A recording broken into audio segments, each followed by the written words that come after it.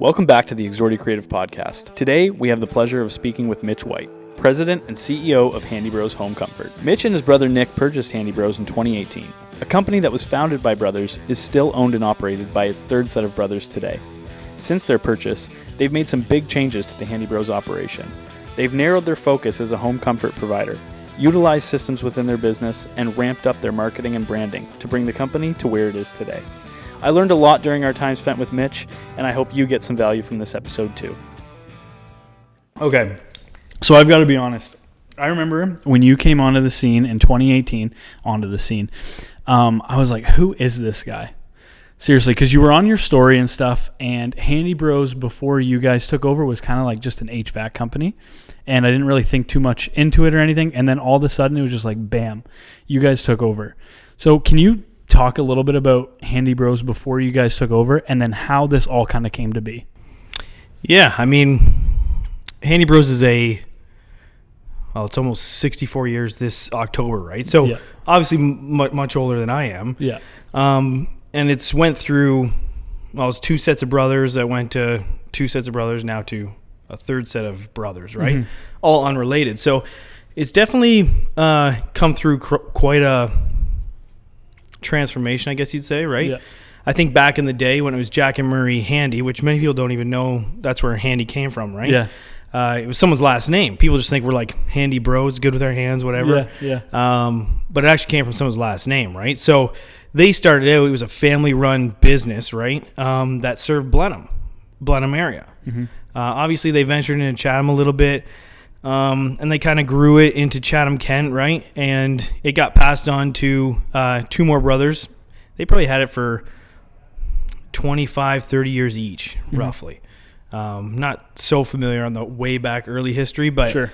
essentially, like, it was just a family-run small-town business, right? And then Harold and Lawrence Van Der Ende, the second set of brothers, took it over and kind of really, I think, put their energy into it and grew it into something quite larger, right? And I think when I came on the scene, there was probably 30 some employees. And we were doing a lot of commercial work. It was about 50% commercial, 50% residential. Mm-hmm. And we were still, I would say we were definitely one of the top companies in Chatham-kent, but we've definitely grown and completely changed since then, right? Yeah. So I think that truthfully each, I guess, set of brothers, each exchange of hands that it goes through, it gets a different sort of vision and a different level of energy, right? Yeah. So you look back to like Jack and Murray Handy, I don't know how large they wanted to grow, but then you take it to Harold and Lawrence, and they obviously wanted to grow because they grew it to where they got it, but at the same time, it was just them two, and it's really tough to grow a business aggressively if it's just, two people. Quite often you're like so busy working in the business that you're not working on the business, right? Yes. And so I guess that's the biggest change, that when Nick and I took over, we just really empowered next generation team around us, right? I was going to say, so when you say them two, you mean they didn't have like a director of operations, they didn't have a CFO, they didn't have a head of sales. No. It was just them two kind of running and operating that. It was like most contracting companies are now. So the guy and truthfully, they were ahead of a lot of other contracting companies, but typically in our industry, the owner is probably still on the tools, or he's out quoting, as well as doing a lot of the financial work or reporting or whatever, a lot of the planning, organizing the marketing, whatever. They're doing everything, right? They're wearing multiple hats, right? Yeah. Whereas that has completely changed today, right? Yeah. That's awesome. So what were you doing before Handy Bros? Like how did it come about? So I know Nick was doing a co-op, or he worked at Handy Bros, but how did you come into the picture? Well, it's an interesting story because I like to say I was like last resort. Okay. So I kind of grew up. I actually co-opted the competition like years back in grade 11. Yeah. But then I moved out east when I graduated, and I went into like auto body. Right? Okay. And so spent 3-4 years out in PEI doing auto body, collision repair.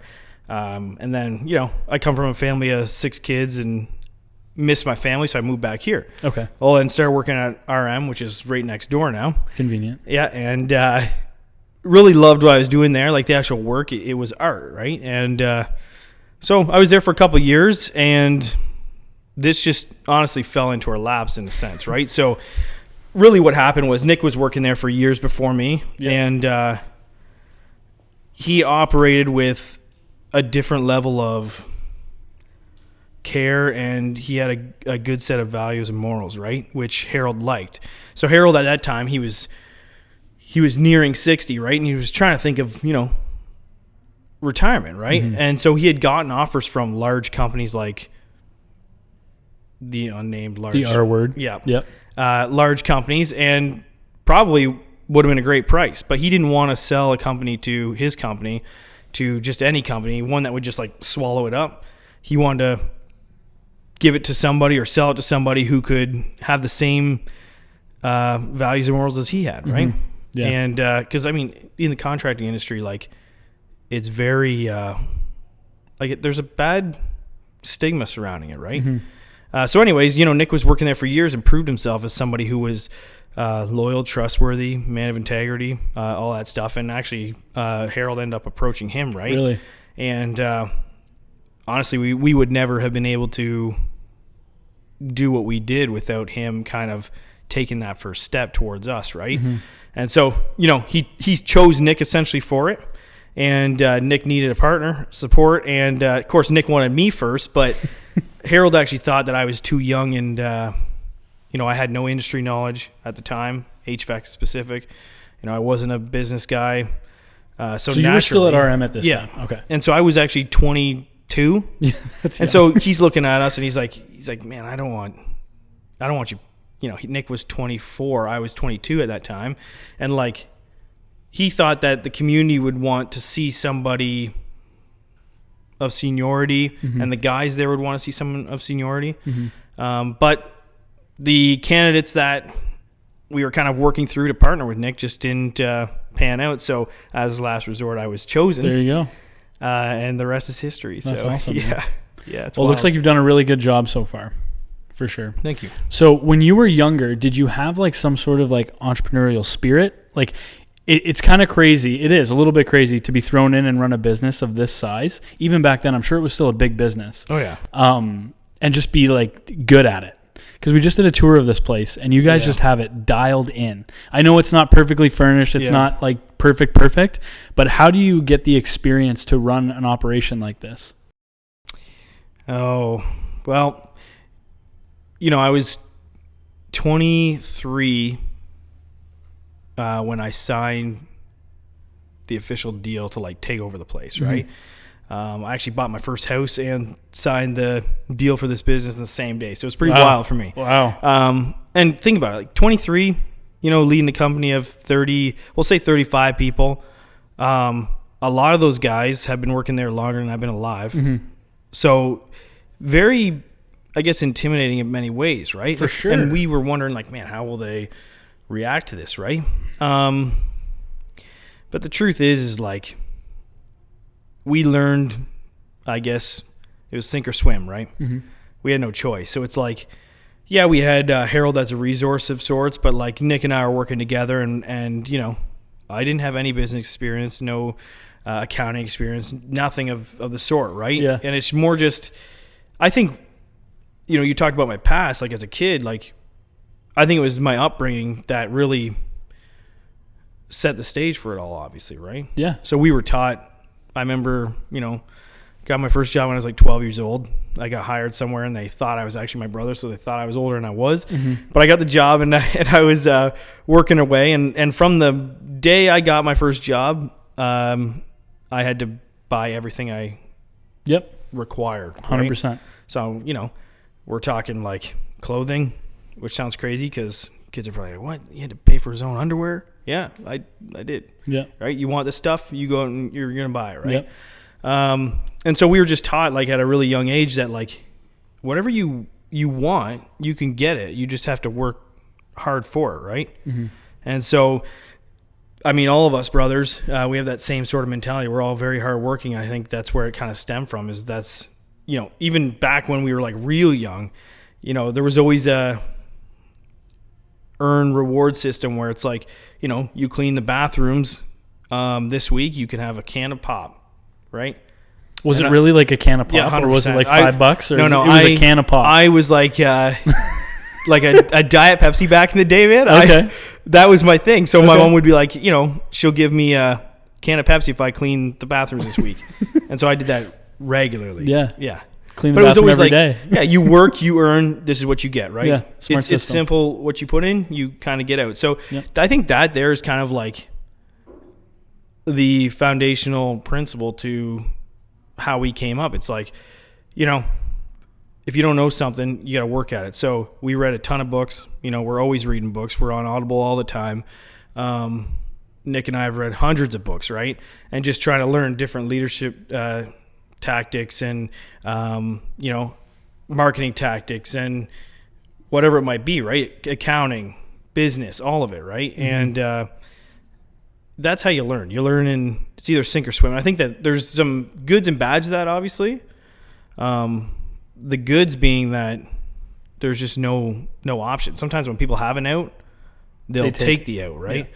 But we didn't have an out. The out is like if you back out, you're going broke, you're losing everything, right? Definitely. And so our lives are on the line, and we did whatever it takes to get it done, right? Yeah. Do you think it was hard work that got you to where you guys are today? What was your guys' secret sauce? When you take over a company like this, people usually do it. They come in and they're like, okay, we're going to fix sales, or we're going to fix marketing, or we're going to fix the accounting, or we're going to fix this one individual thing. Can you pinpoint one thing that you fixed within Handy Bros that really drove you guys to where you are now? A lot of different things were fixed, right?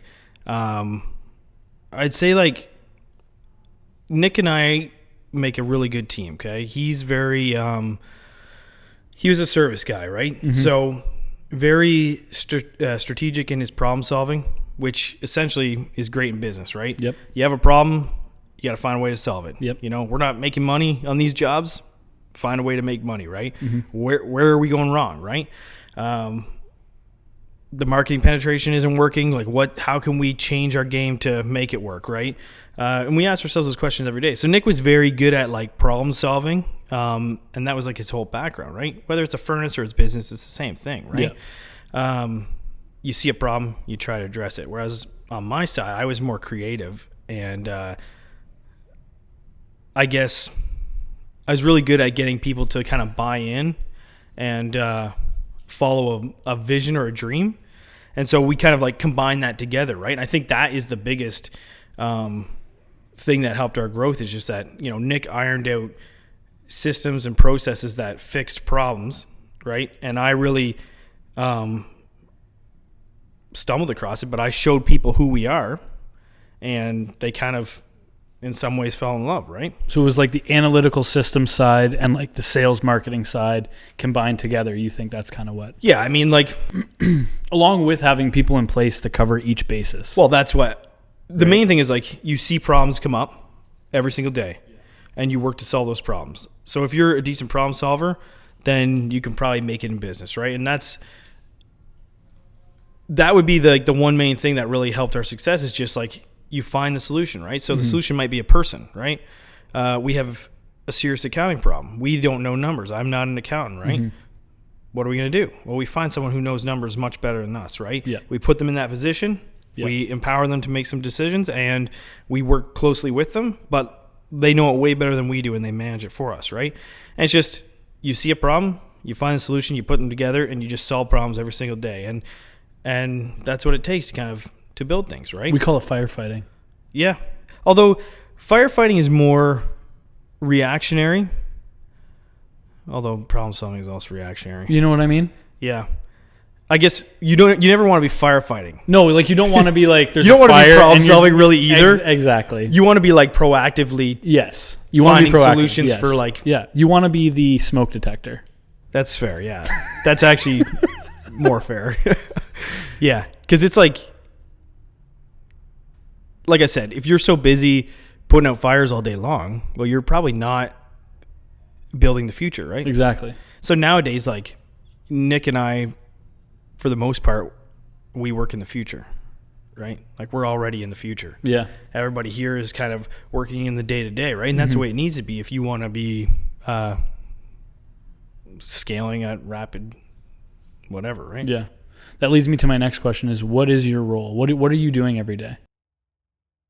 Good question. And I'm selfishly asking too, because my business partner and I, we kind of share the role. We both own the company, so we share the roles.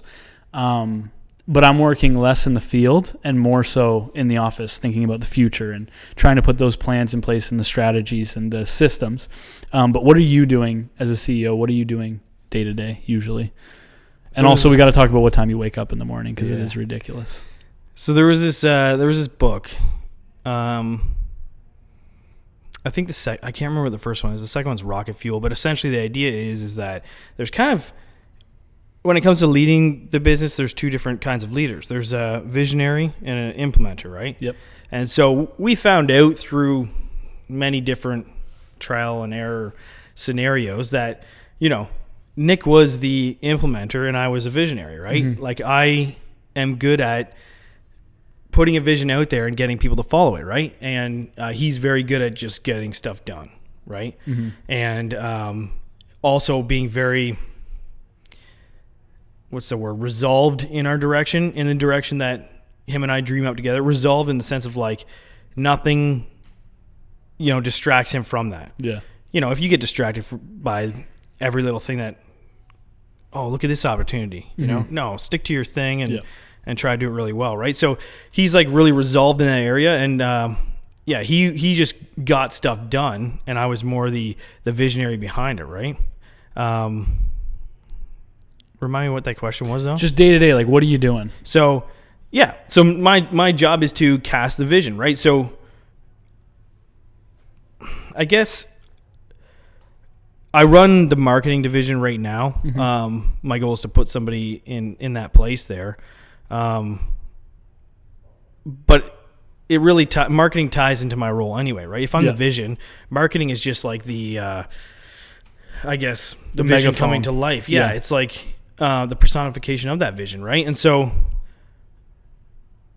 I see our vision. I know where we want to go.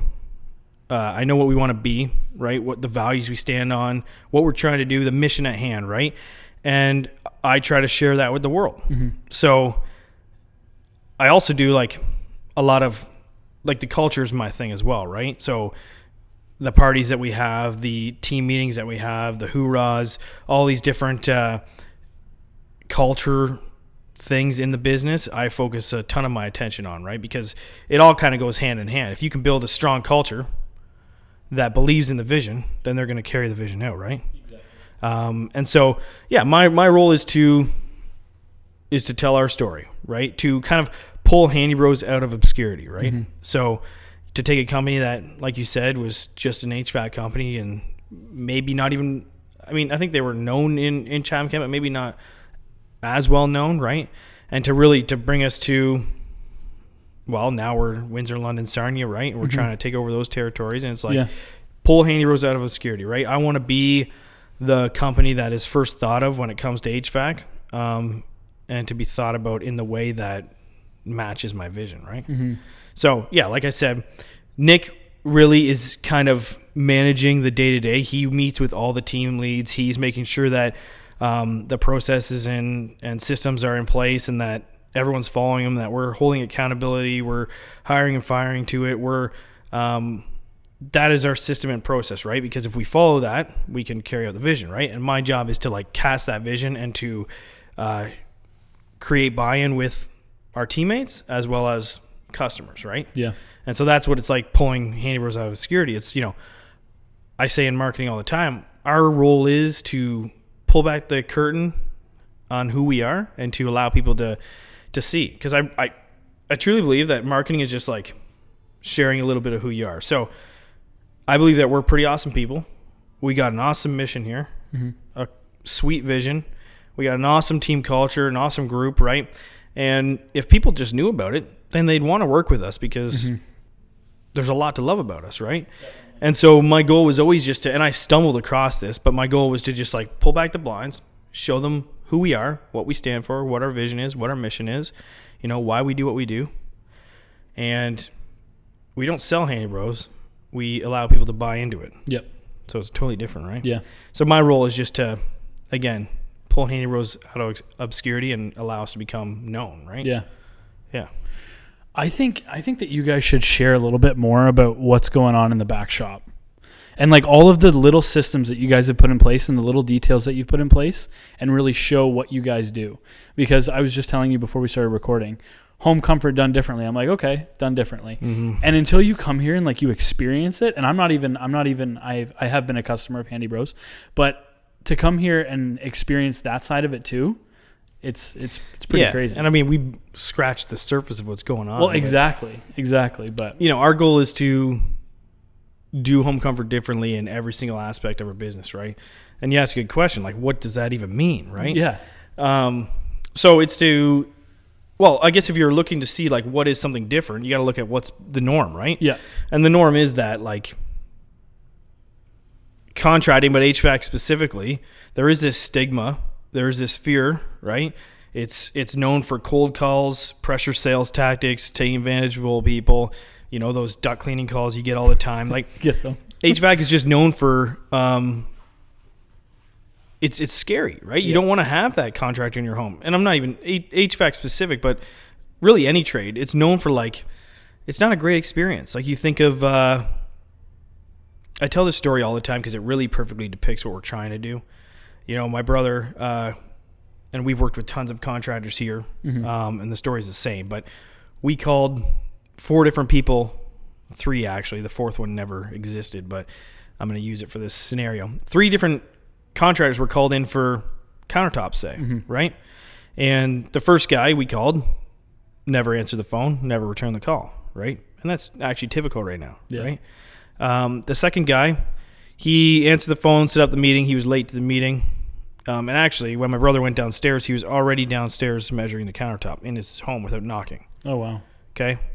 Actually, surprisingly typical. Maybe not that exact scenario, but that same sort of unprofessionalism. Mm-hmm.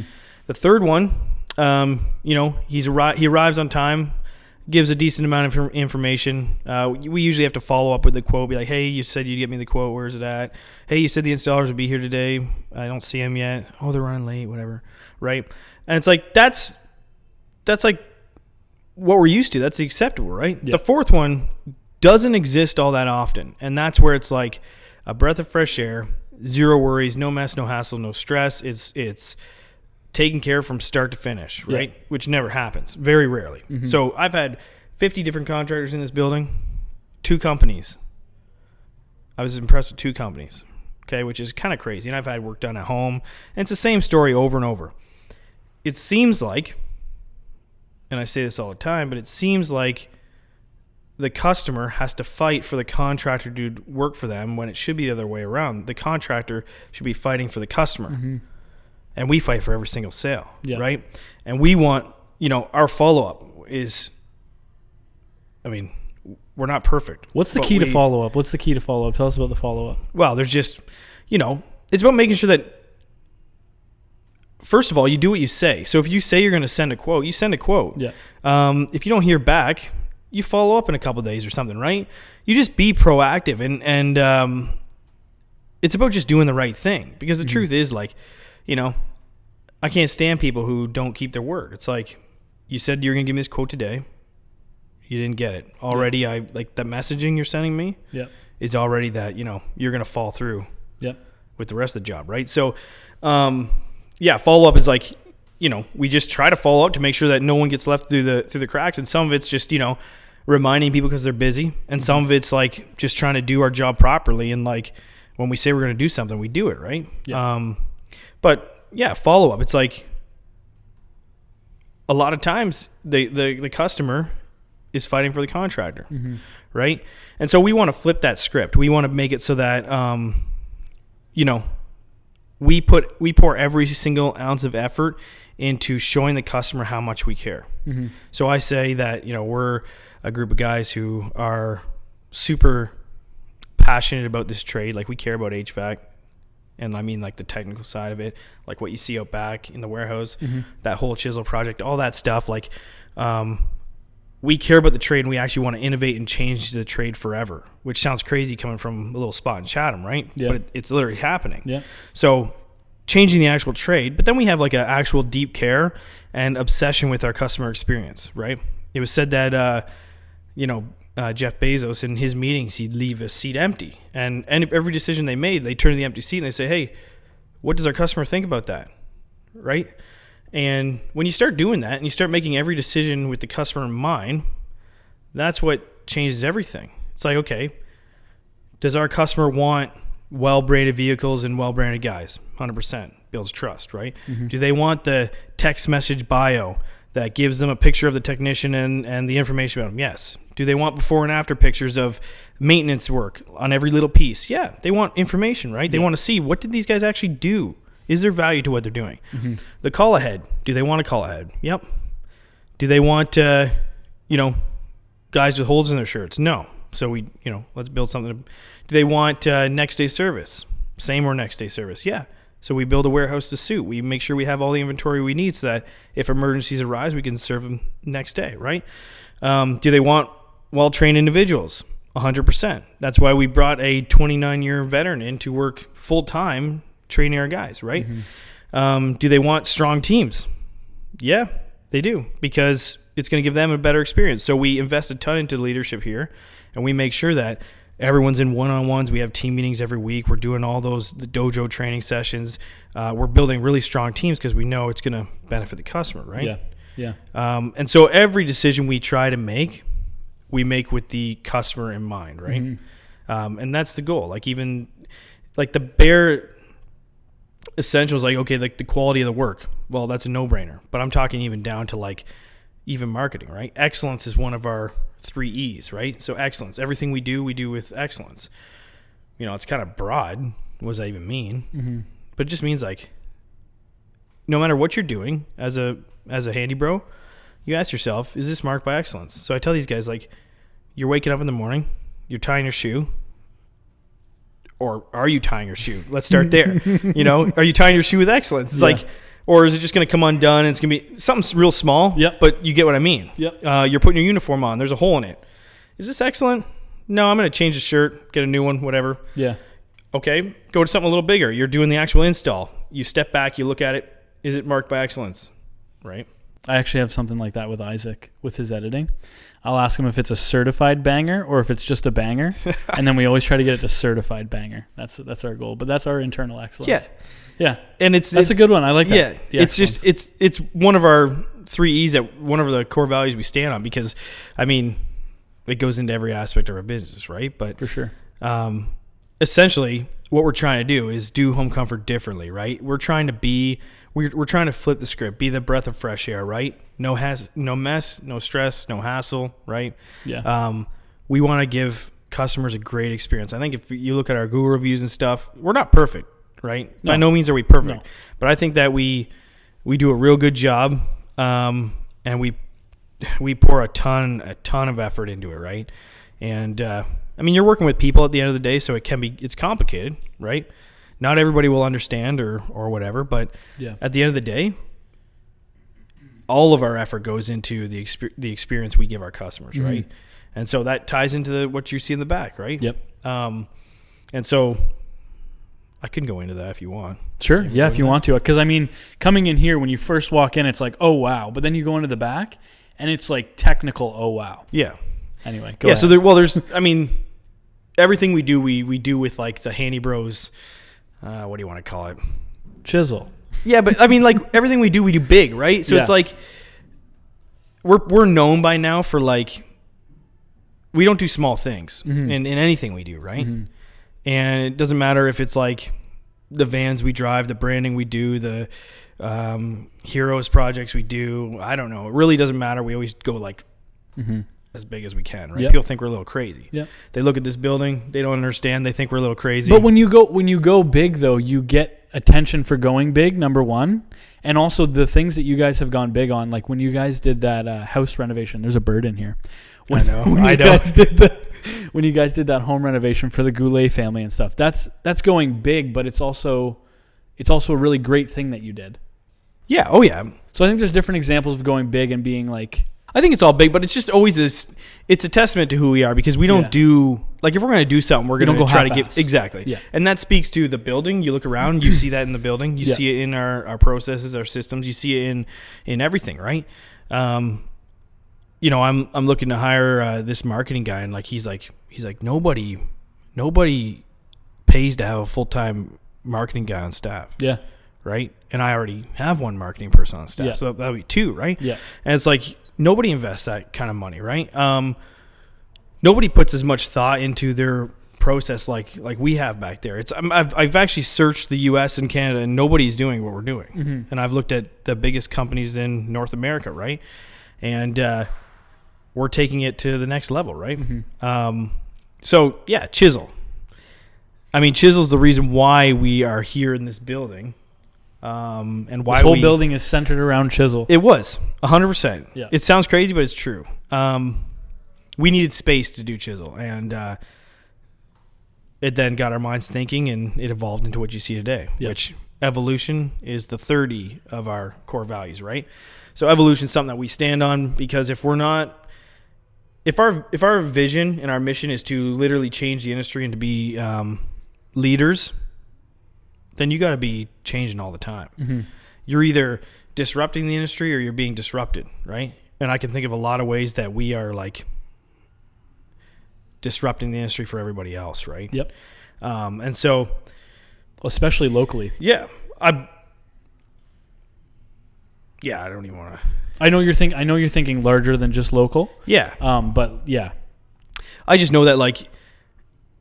You know, you think of Blockbuster, right? They didn't make the move, they didn't evolve and grow, and they died, right? And that's what happens. And you look at like somebody like Tesla, where they are literally leading an industry. Well, they're so forward thinking that they're 10 years ahead of like everybody. Well, and you look at Ford and all the rest of them, and they're like scrambling to try to now like their world has been completely disrupted because of Tesla, right? Mm-hmm. And so that's what we're doing here at Handy Bros. It's like evolution is one of our core values. It's what we stand for, and so.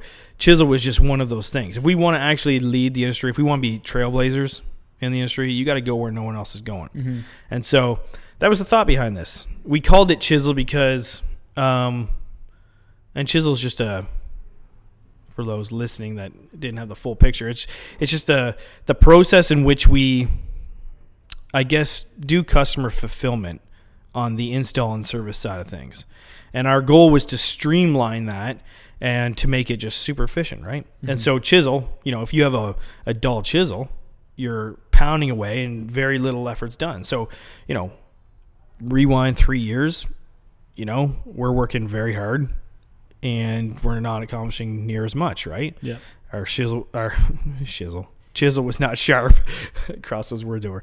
Chisel was not sharp, right? So when you have a sharp chisel, little effort, maximum results, right? Mm-hmm. And so our process was the chisel. You sharpen the process, you create a well-oiled, fine-tuned, sharp machine, and you're just going to slice through the fat, right? Yeah. And that was the goal. And so chisel, the biggest effect that it has is on our install side of things. It's just it's a super innovative way to job prep and fulfill an install job from start to finish. Mm-hmm. And it has way more benefits than just labor savings. It has, you know, the benefits of inventory control, which is huge to financials, right? Mm-hmm. Used to be like the guys would move material on their way home and they'd be thinking, okay, I used this many elbows and whatever. It's like, even if you're close, you're not 100%. Mm-hmm. So at the end of the year, when we actually do inventory counting, you're off. And whatever you're off by, whatever you're below by,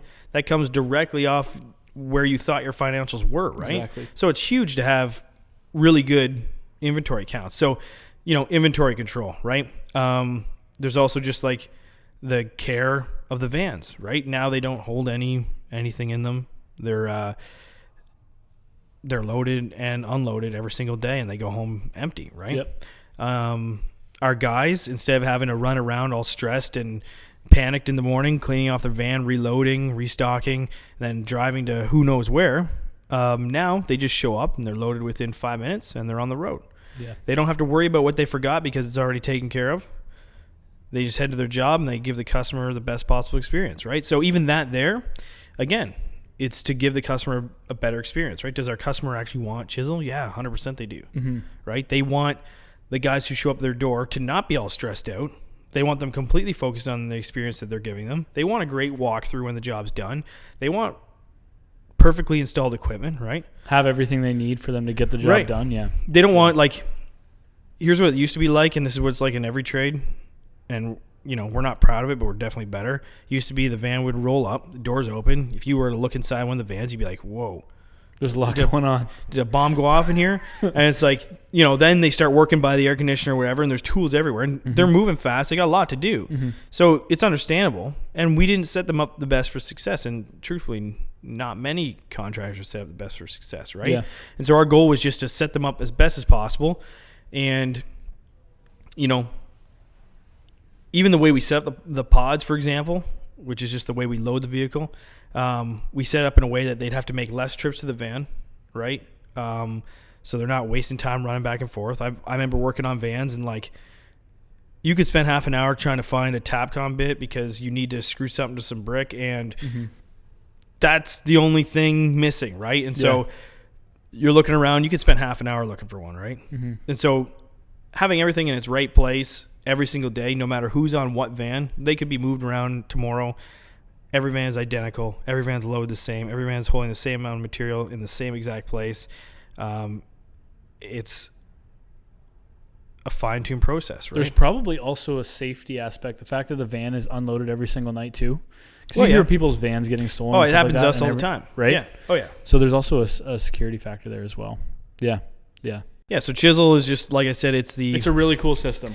Yeah, and that's just like one of the, it's a big thing. Yeah. It's a big thing, but it's one of the things that we're doing to change the industry, and there's a pile more, right? Yeah. So you guys bought this business, and you don't have any experience, like maybe you do, actually starting a business, but what are some of the pros of purchasing a business versus starting one from scratch? Like, why did you decide to purchase Handy Bros versus you and Nick just taking off being like, you know what, I'm going to go build my own thing? Yep. So what was the reasoning behind that, and why didn't you just start one from scratch? Well, the truth is that God's plan, right? Okay. But, we didn't choose it. Yeah. It chose us, right? Yep. And so, Nick and I always talked about doing our own thing from way back. We knew we'd own a business. We just didn't know what it was going to be. Okay. We had thought HVAC, but Nick's like such a loyal person that he did not want to start an HVAC company while Harold owned one. Got it. Because he worked for Harold, and he had that respect for Harold, and he just didn't want to do what a lot of the other companies did, right? And so, out of his respect for Harold, he just kind of stuck it through there. And then, like I said, we were chosen, right? So we didn't really have much of a choice. We stepped into it, and we did the best we could. But like, looking at it, there's pros and cons to starting your own and taking one over. Of course, yeah. Let's talk about some of them. So, off the top of my head, some pros of starting your own: you can build a team from the ground up, right? Yep. You don't. It might sound harsh, but you don't inherit somebody else's problems. Yep. Right. So if a previous owner just endured a teammate who was not acting like a teammate, right? Who went against everything that the company stands for example, well, now that's our problem, right? There's something to, like, obviously, if you take on an existing business, well, you have clients, you have a lot of things, infrastructure set up already, right? So there's benefits there. It's probably, is it more so the upfront cost when it comes to buying a business? I'm not sure exactly how your deal worked out or what you guys ended up doing. Yeah. There's a massive upfront cost, but you get a lot with that, right? Yeah. However, like, truthfully, I've looked at acquiring a lot of different businesses, right? Made some offers on some HVAC specific. Oh, okay, cool. I didn't know you guys were into mergers and stuff. Yeah, we were looking to. We're looking to purchase anyone. Not anyone, but we're looking for specific companies. Yeah. in Southwestern Ontario, right? Because it's a good way to grow, right? Yeah. Especially if they have like a membership base or something, you can buy that and purchase it and absorb it, right? Or in one of the territories that you currently have to drive to. Yeah. Right So now. like London, Yeah. Windsor, Sarnia, Yeah. love to purchase one there, right? Now, Woodstock even. Would you rebrand them, or would you keep them the same brand, or does it depend? It all depends. Like it depends. If it's a long-standing business, then I'd probably keep the name, but have it like I'd keep it for a while. Yep. But have it as like a, I don't know. Powered say by, it's operated Tom's, by. operated by, Yep. Handy Bros or whatever, right? Got it. And the truth is, the customers are going to want Handy Bros, right? Mhm. Because I truthfully believe Handy Bros is the Yeah. best. Or maybe you run it as like Tom's HVAC or whatever, and then you slowly start to phase in the Handy Bros thing. Yeah, which precisely, because the truth is, Yeah. once we talk to them and once they see who we are, they want us, they just don't know it yet. Exactly. Right? Yeah. And Yeah. so, that change scares a lot of customers, for example. Mm-hmm. But once they find out like what we stand for and who we are, then it's fine. Yeah. But like acquisitions, I've looked at a lot of businesses, right? And people think that their business is worth a lot more than it is. Mm-hmm. So an HVAC company, for example, it's really not worth anything. What makes an HVAC company worth something, do you know? Probably inventory. Unless I know you guys do subscriptions, so if you guys have contracts for that, that's technically reoccurring revenue. So that would be good. That would be an asset that you guys have. Probably the real estate if you're selling the building, inventory. But if you don't have like reoccurring and you just have a client list, I mean, it's worth something. Yeah, but it's not much. So not much. Essentially, most business sales are going to be bricks and mortar, right? Yeah. Yeah. So you're buying the building, the trucks, the inventory, minus the payables plus receivables, all that stuff, right? And maybe, and truthfully, not a lot of HVAC companies even have a ton of memberships. Mm-hmm. So at the end of the day, like, what is there? Most of the HVAC companies or businesses is off the owner's name. Mm-hmm. So when that owner leaves, what's left, right? Exactly. So essentially, you're buying bricks and mortar. You're buying the building. You're buying what's there physically there, right? Yeah. You might pay a small amount for like goodwill on a name, but there's not much there, right? So, essentially buying a business, it's expensive, but you hopefully get some infrastructure there. But there's like I said, pros and cons, because the pro to starting your own is you can have that vision from day one. Mm-hmm. I will say one of our hardest.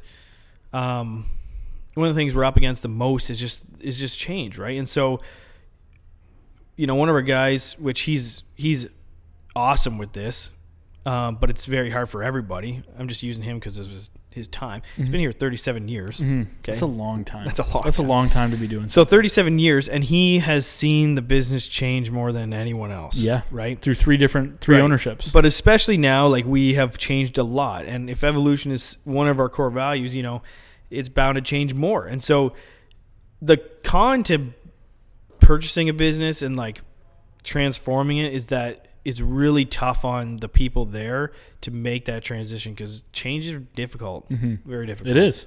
Yeah. For everybody. And I mean, part of that is in the communication of the change, but at the same time, change is tough, especially if they've been there for 20, 30 years, right? Mm-hmm. And so the pro is that if you're starting something out, you can have your own vision from the beginning. You can hire a great team from the beginning if you really put effort into that, right? And you can shape and mold it from day one. Whereas if you purchase one, you have to take what's there and you have to mold it into what you want, which takes a lot of effort, and there's pressure. And, definitely. So there's a lot of different pros and cons to it, right? Nice. Have there been any changes that you've made so far that you're like, oh, I don't know, maybe we shouldn't have done that, or anything like that? Like, do you have any regrets so far? Any regrets? Yeah. Can be small, can be big. It's a good question. I never thought about that. Okay. I think that, like, it's tough when you're in it and you're just making decisions all the time. And if most of them have panned out, then I think a lot of the bigger decisions panned out because, like, we wouldn't be where we are. And I said this to you earlier, like, 5 years ago. Wait a minute.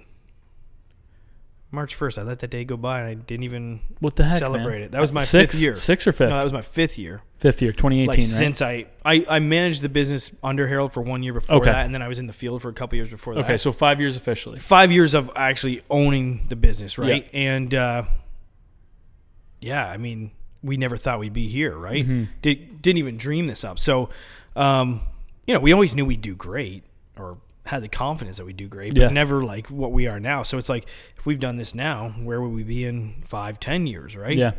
We're like this snowball rolling down the hill. It's like exponentially growing, right? Yeah. But like, yeah, so like regrets, I don't know. I think all the big decisions kind of worked out. I think it's probably more like the little ones.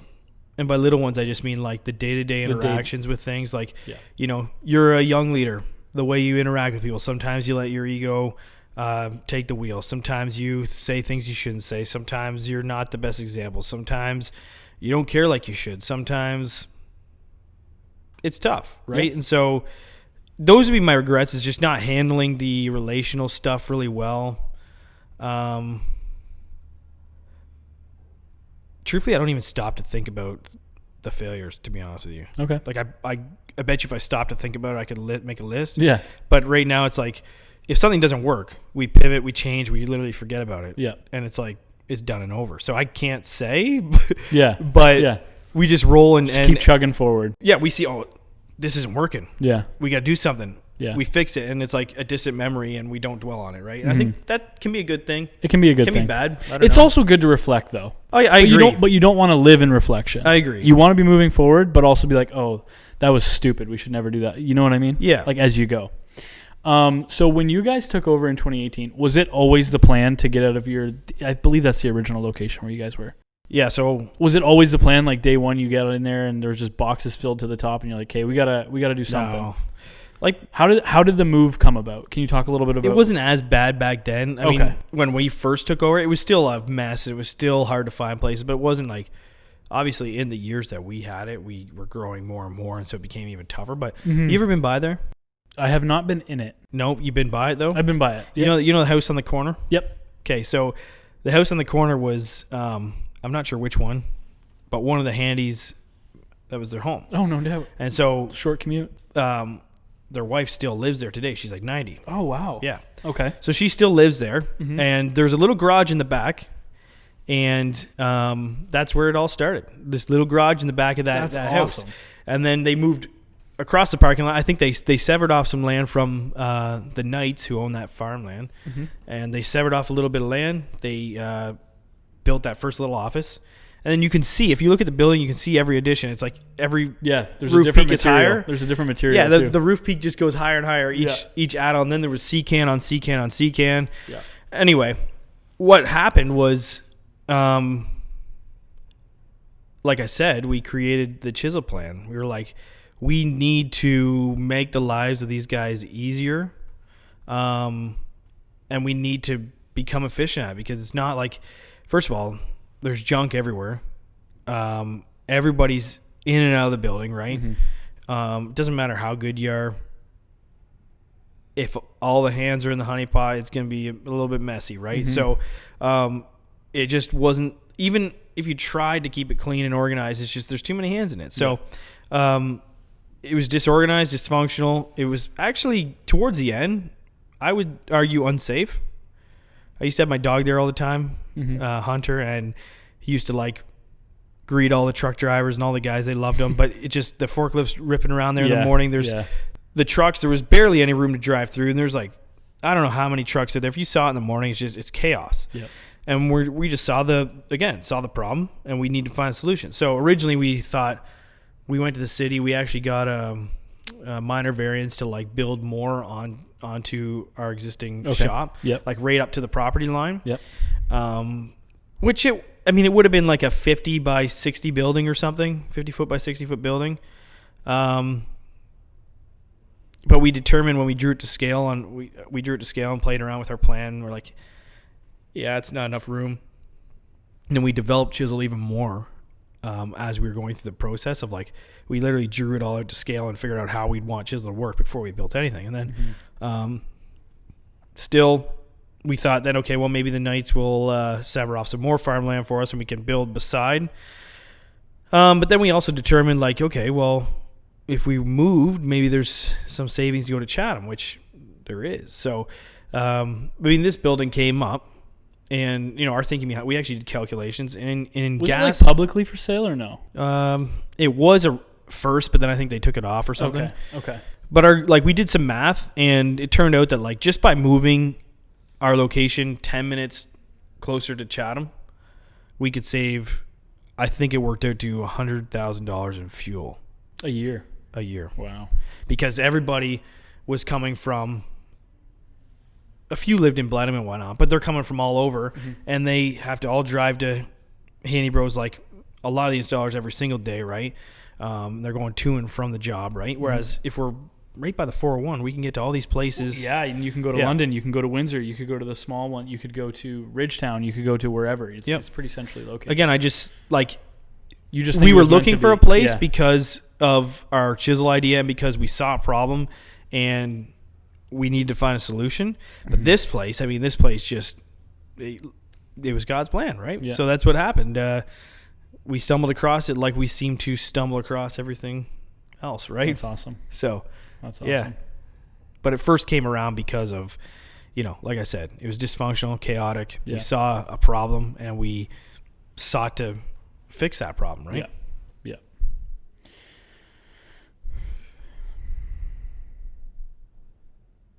So let's talk about your working out.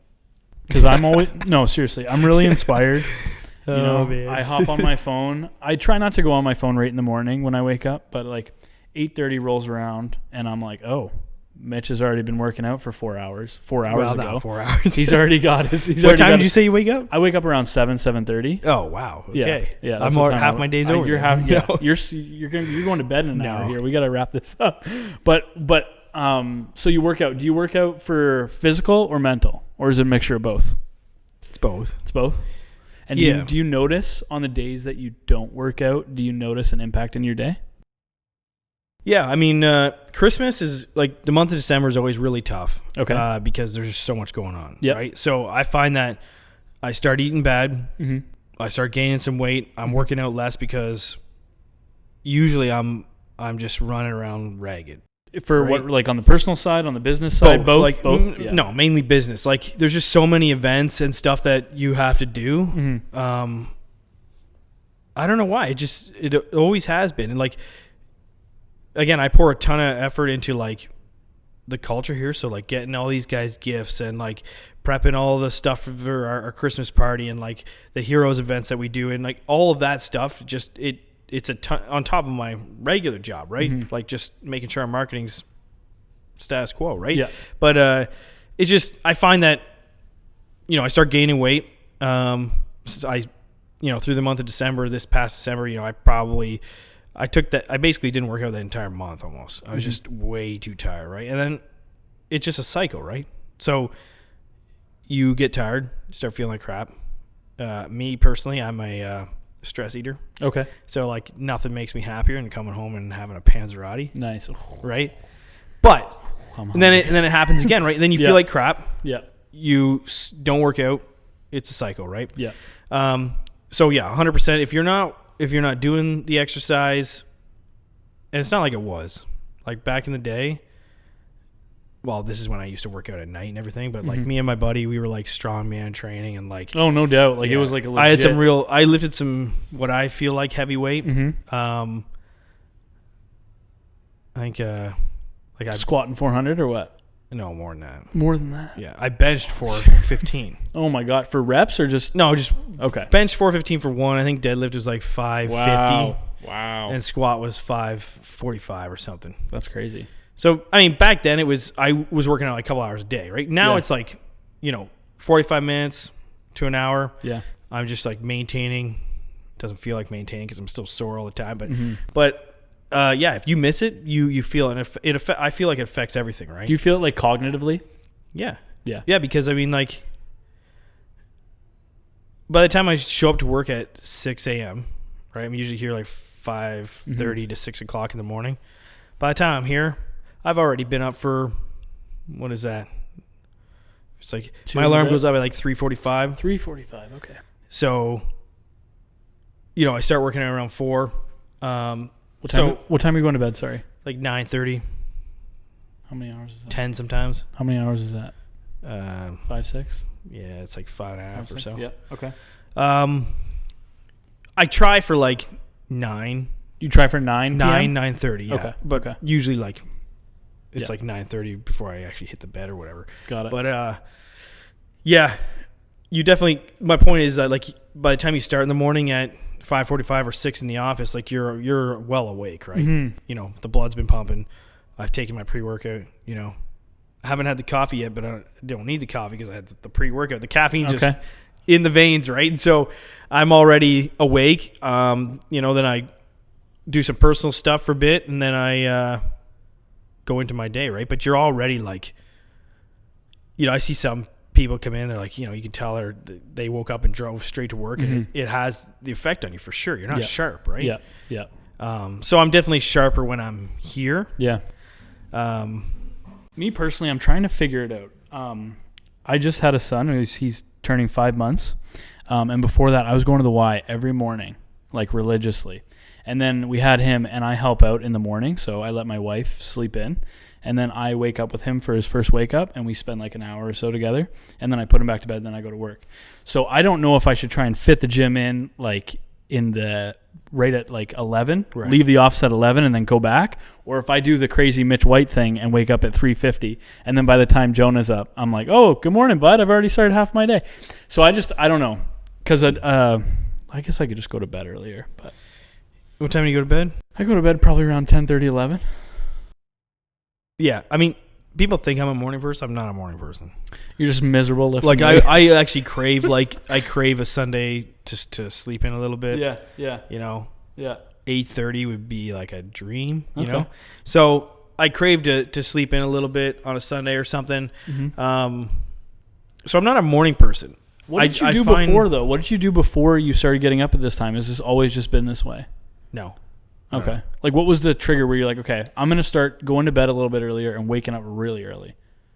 Like, what was the thing? I mean, I was always driven. Okay. But I also liked to, like, I would be up a little bit later, but I also liked to, I would work out at night because I had food in me, and my goals were to, like, lift as heavy as possible. My goals have changed, right? So I don't have to work out at night anymore because I don't need, like, that same power that I had before. But, I mean, one of the big things, it sounds funny now coming out of my mouth, but it's not. I met this girl. Okay. Now my fiance. Congrats. Yeah. And she's a morning person. Okay. Okay. And I'm like, and I still always worked a ton, right?